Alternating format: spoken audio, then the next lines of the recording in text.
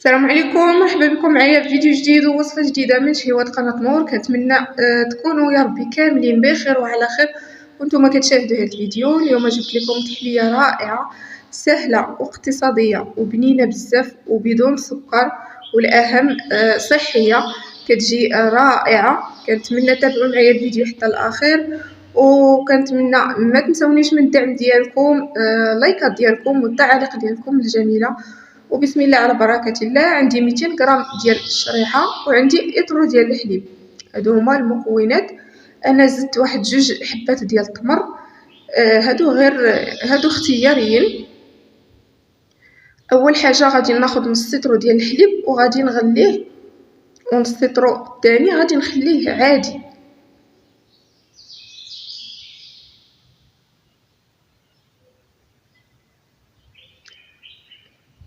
صافي غادي نغلي الحليب وغادي ندوز باش نقطع هاد الشريحه اللي بطبيعه الحال انا غسلتها مزيان من قبل ونقيتها لا تكون فيها هكا شي حاجه، حيدت ليها داك العويد وغادي نقطعها باش تسهل عليا.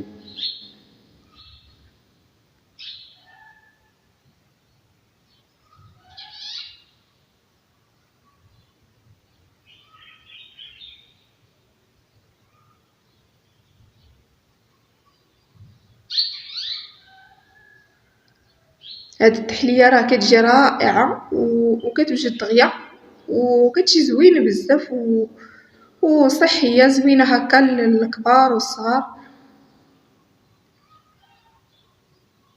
ما كتحتاج لا نديرو فيها لا سكر لا عسل، يعني السكر ديال الشريحه كافي كيجي هو هذاك.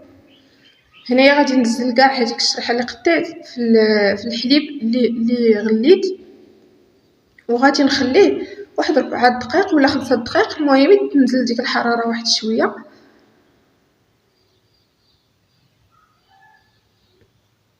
صافي هنايا من بعد ما خليته واحد 4 دقائق، من بعد ما نزلت برد واحد شويه هذاك الحليب اللي غليت،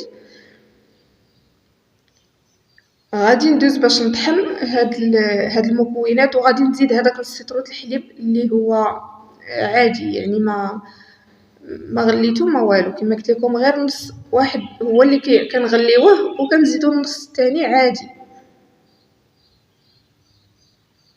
صافي هنا غادي ندوز باش نخلط هاد المكونات مزيان، نخليهم حتى يتخلطوا مزيان، وهو كيتخلط وكيزيد كيختار هاد التحليه هادي وهي كتخلط وكتزيد تختار، وحتى هادوك الحبيبات ديال الشريحه ما كيبقاوش كيبانوا.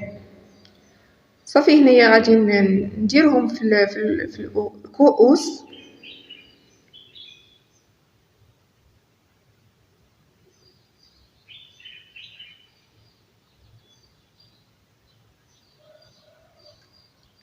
هنايا غادي نغطيهم بشي حاجه تكون خشبيه، اي حاجه تكون خشبيه ضروري نغطيوهم باي حاجه خشبيه هكا، ونزيد عليهم واحد المنديل هكا ونخليهم يرتاحوا على الاقل واحد الساعه. كما كتشوفوا هنايا راه عقدات وكتشد راسها كتولي بحال الشكل ديال الياغورت. انايا هنايا غادي نزين بشويه ديال التمر مقطع وشويه ديال الكركاع مهرمش، يعني تزين كيبقى اختياري على حسب كل واحد وشنو بغى باش يزين. نزيدو هكا شويه ديال التمر اولا شويه ديال الشريحه مقطعه، اي حاجه عندنا نزينو بها. هاد القوام اللي كتشوفوا راه هنايا انا مازال ما دخلتهمش يبردوا، يعني انا بغيت نكمل الفيديو ما دخلتهمش يبردوا. ملي كتدخل تبرد نخليوها واحد الساعه ولا هكا في الثلاجه، كتزيد تعقد على هكا.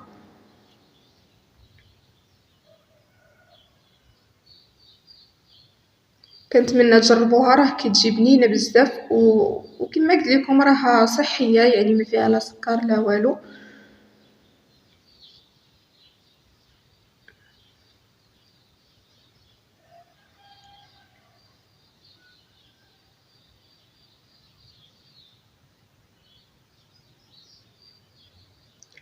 ما تنساوش تخليو ليا لايك، واللي اول مره كتشوفني تشترك في القناه باش يوصلها دائما الجديد ان شاء الله.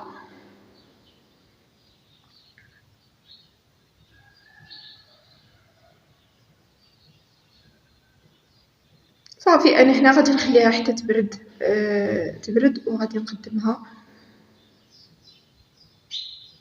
راها كتجي بنينه بزاف وساهله، اللي بغات دير نص الكميه دير نص الكميه، كتجي زوينه بزاف هكا نعطيوها للاطفال وحتى للكبار، راها صحيه وزوينه.